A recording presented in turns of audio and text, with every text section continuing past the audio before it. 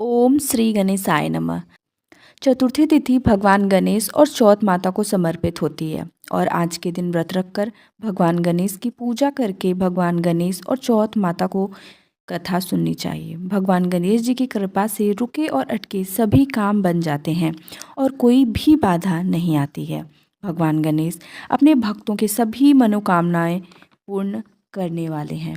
वहीं चौथ माता संतानों की रक्षा करती हैं, निसंतानों को संतान सुख देती हैं।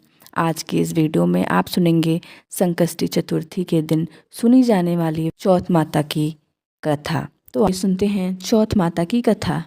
एक सेठ सेठानी थे।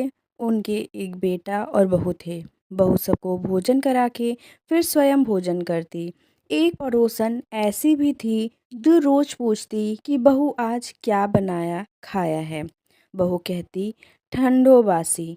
एक दिन उसके पति ने ऐसा सुनकर विचार किया कि आज तो पकवान बनाए जाएं, फिर देखें कि मेरी पत्नी क्या कहती है। उसने तरह तरह के पकवान बनवाए और घर के सभी लोगों ने एक साथ बैठकर भोजन किया।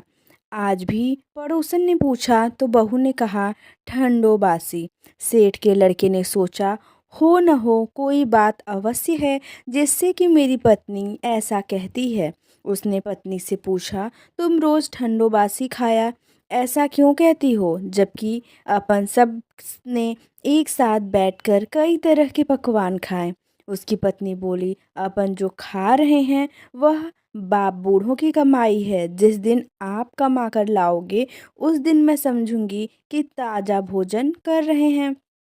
अब एक दिन लड़के ने माँ से कहा मैं एक बड़े शहर में कमाई करने जा रहा हूँ। माँ बोली बेटा अपने पास इतना धन है कि खाया नहीं खूटेगा। माँ ने मना करने पर भी बेटे ने स्वयं कमाने का दृढ़ निश्चय कर लिया और जाते समय पत्नी से कहा मैं जब तक कमाकर बहुत सा धन लेकर न आऊं तुम चूल्हे की आग मत बुझने देना। एक दिन चूल्हे की आग बुझ गई तो वह मन ही मन घबराने लगी, कहीं मेरे पति पर संकट तो नहीं आन पड़ा। जल्दी से पड़ोस में से आग लाकर चूल्हे में रख दूं। ऐसा विचार करके पड़ोस में गई। वहाँ पड़ोसन चौथ माता का व्रत पूजन कर रही थी। पड़ोसन ने कहा थोड़ी देर में आकर ले जाना। बहू ने पड़ोसन से पूछा आप यह व्रत क्यों करती हैं, इससे क्या मिलता है। पड़ोसन ने कहा चौथ माता के इस व्रत को करने से अन्न लक्ष्मी मिले और अपनी मनोकामना पूरी हो। अब बहू भी चौथ माता का व्रत करने लगी।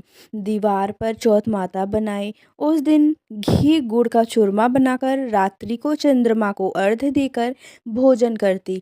ऐसा करते करते बहुत दिन हो गए। चौथ माता ने उस बहू के पति को सपना दिया कि साहूकार का बेटा तू जागे कि सोवे, तेरी पत्नी बहुत याद कर रही है, घर जाकर उसकी चिंता मिटा। तू दुकान खोलकर कंकु केसर का पगल्या बना के बैठ जाना, आज तेरा हिसाब किताब चुकता हो जाएगा। अब तो चौथ माता ने जैसा कहा था वैसा ही हुआ। उसने घर जाने की तैयारी की और गाड़ी भर के धन दौलत लेकर चल दिया।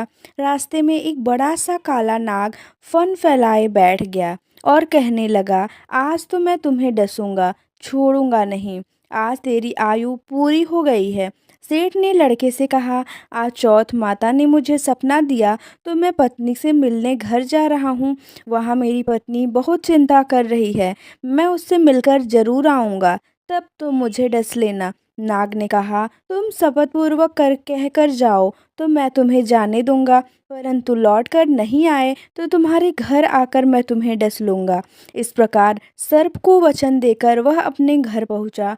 वहां सभी से हंसी खुशी से मिला और भोजन करने उदास होकर बैठ गया। उसकी पत्नी ने उदास होने का कारण पूछा तो पति ने काले नाग वाली बात बताते हुए कहा यदि मैं उसके पास नहीं जाऊंगा तो वह घर आकर ही मुझे डस लेगा।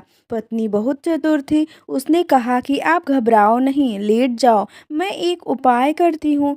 पत्नी ने कमरे की 7 पीढ़ी सिडाव धोई धोई। पहली पीढ़ी पर रेत, दूसरी पर इत्र, तीसरी पर गुलाब, फूल, चौथी पर कंकु केसर, पांचवी पर लड्डू पेड़ा, छठी पर गाड़ी गलीचा और सातवीं पेढ़ी पर दूध का कटोरा भरकर रख दिया। इस प्रकार वह सात ही पेढ़ी सजाकर बैठ गई। आधी रात होते ही नाग आकर पेढ़ी चढ़ने लगा। पहली पेढ़ी पर रेत से लौट गया और कहने लगा कि सेठ की बहू ने आराम तो बहुत दिया, पर वचनों से बदकर आया हूँ, सो डसूंगा अवश्य ही। इसी प्रकार सातों पीढ़ियों पर नाग आराम करता हुआ और कहता हुआ कि डसूंगा जरूर। कमरे में जाने ही वाला था कि चौथ माता ने विचार किया कि मैं इसे नहीं बचाऊंगी तो संसार में धर्म कर्म और व्रत पूजन कौन मानेगा। अब तो गणेश जी, चंद्रमा जी और चौथ माता ने उसे बचाने का विचार किया।